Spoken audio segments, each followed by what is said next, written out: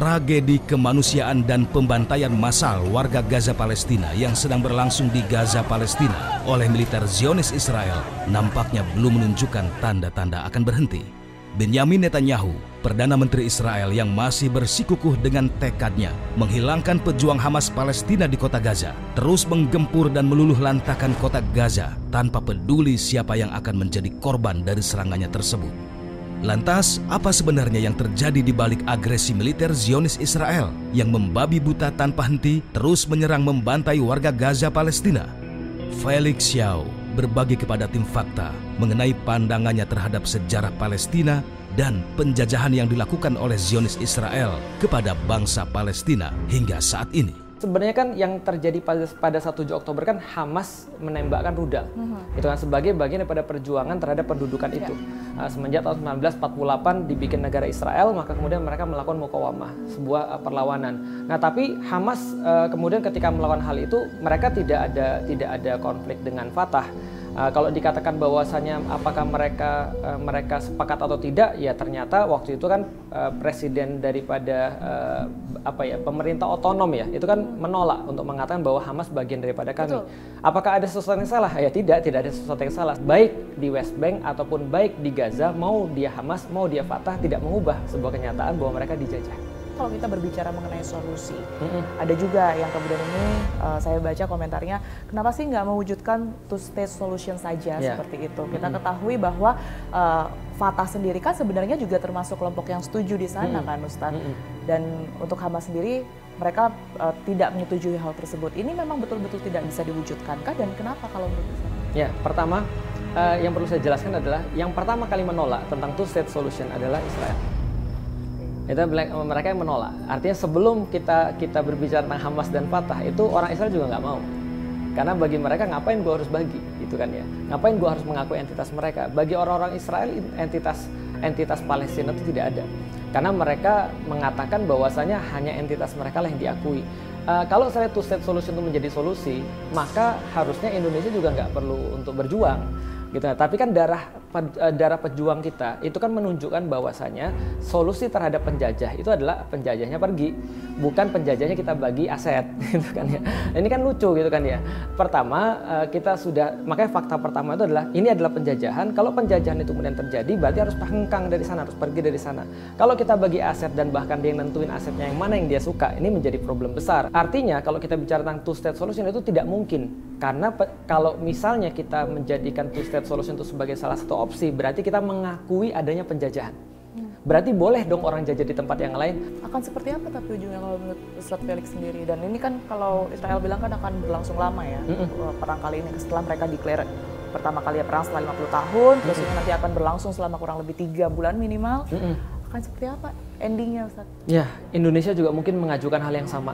Ketika pertama kali mereka menerima VOC, itu kan ya, ketika mereka alasnya mau berdagang di Indonesia, kemudian mungkin pada saat itu juga mereka berpikir, kalau kita melawan pada saat ini, mungkin ini akan sangat lama dan mungkin kita akan kalah. Tapi kalau kita tidak melawan, maka tidak ada opsi apapun. Itu kan ya. Maka kita sebenarnya dalam banyak hal tuh memang kita tidak akan pernah bisa untuk mengukur ini sampai di mana. Nah, kalau kita bicara tentang kebenaran, nggak ada pilihan pada Hamas sebenarnya. Nah, yang menjadi punya pilihan tuh kita sebenarnya, Mbak. Makanya salah satu tentara Hamas itu pernah berkata gini, kami kira dulu adalah Gaza diserang, Gaza itu dikuasai oleh Israel. Ternyata tidak. Ternyata dunialah yang dikuasai oleh Israel, sementara Gaza tidak. Benar nggak sih Ustadz kalau bisa disebut, kan memang banyak yang menyebutkan ini bukan konflik agama, tetapi toh yang kemudian ini menjadi pemicu atau apa yang sedang diperebutkan wilayah di sekitar Al-Aqsa itu sendiri yang kemudian juga menjadi awal mula gitu ya. Ujung-ujungnya kan bisa dikatakan ini konfliknya akan mengarah ke agama juga. Seperti apa pandangan Ustadz? Nah, Mbak cukup jeli dalam hal itu. Makanya saya bilang oke lah, kalaupun kita tidak mau mengatakan konflik agama, tapi kita bisa mengatakan bahwa ini adalah permasalahan agama. Kita lihat dulu motifnya Israel apa. Israel mau untuk membeli wilayah itu pada awalnya karena motif agama. Karena mereka mengambil daripada kitab suci mereka. Kenapa itulah mereka pilih Palestina, bukan mereka pilih misalnya contoh Pandeglang misalnya. Atau mereka nggak milih Sidoarjo misalnya gitu kan ya. Nah, tapi yang mereka pilih adalah exact Palestine.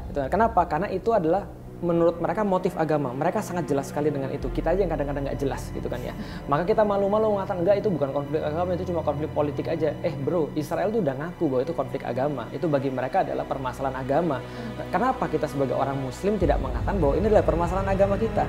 Sekarang saya mau nanya, kalau seandainya Israel terus main-main ke Ka'bah gitu misalnya, ada nggak kira-kira orang muslim yang berkata itu bukan konflik agama? Yakin pasti ada. Itu kan ya, sudah seterang itu ya pasti masih ada juga bilang itu bukan konflik agama. Betul. Itu bukan konflik agama, ada aja. Terus Ustadz, ini kan juga banyak berita-berita yang muncul, termasuk kalau kita tadi sudah disinggung oleh Ustadz Felix ya.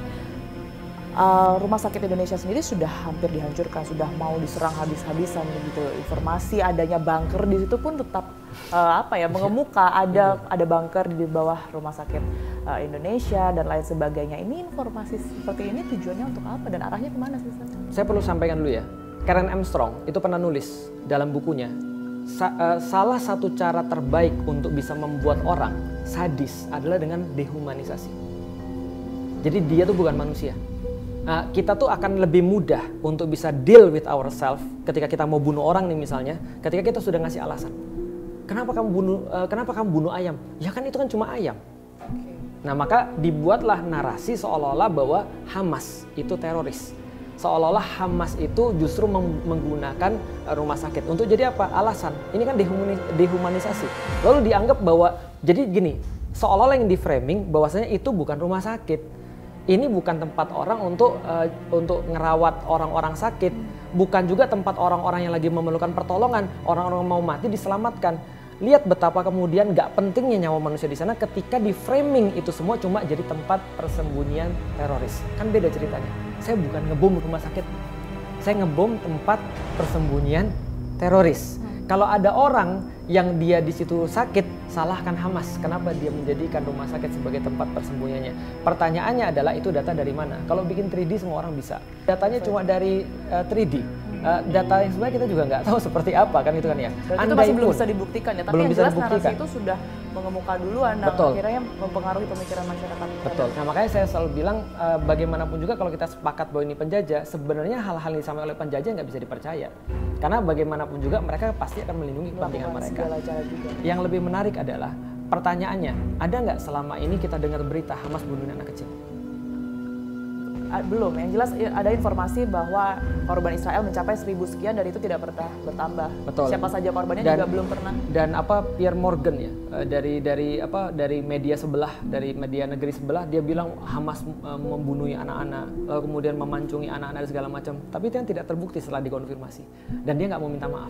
Ternyata media-media juga nggak segan-segan untuk memberitakan perkara-perkara hoax bahwasanya Hamas membunuh anak kecil, padahal nggak ada kenyataannya. Yang ada justru ada banyak sekali perempuan-perempuan tua, terus kemudian mereka membawa anak-anak yang ngasih testimoni, rumah kami dimasukin Hamas, kemudian kami dibiarkan keluar karena mereka ngasih tahu, tenang, kami Muslim, kami tidak akan pernah menyakiti anak-anak dan perempuan sebagaimana perintah daripada Nabi kami. Itu sudah banyak sekali perempuan-perempuannya, masa semuanya nyebarin hoax sih, gitu kan ya. Nah, tapi sebaliknya kita lihat bahwa Israel nggak ragu-ragu mempublis bahwasanya mereka mendapatkan data intelijen buat 3D-nya, buat di rumah sakit Indonesia, di bawahnya ada. Lalu kita bisa bertanya nih pada presiden kita nih. Itu kan ya, itu sudah jelas-jelas namanya Rumah Sakit Indonesia. Nah, lalu gimana tanggung jawab Indonesia terhadap saudara-saudara kita di Palestina ketika kemudian presiden kita mengatakan bahwa dukungan terhadap Palestina itu adalah dukungan penuh misalnya.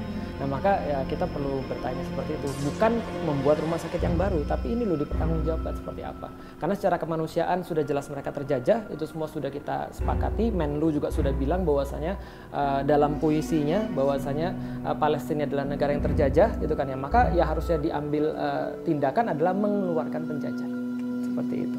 Ustaz, terima kasih banyak atas waktu dan juga pandangannya. Kita temukan fakta selanjutnya. Dan masyarakat Gaza itu siap dengan prinsip izkariman au mut syahidan. Kita harus hidup mulia tanpa Israel atau kami mati aja sekalian.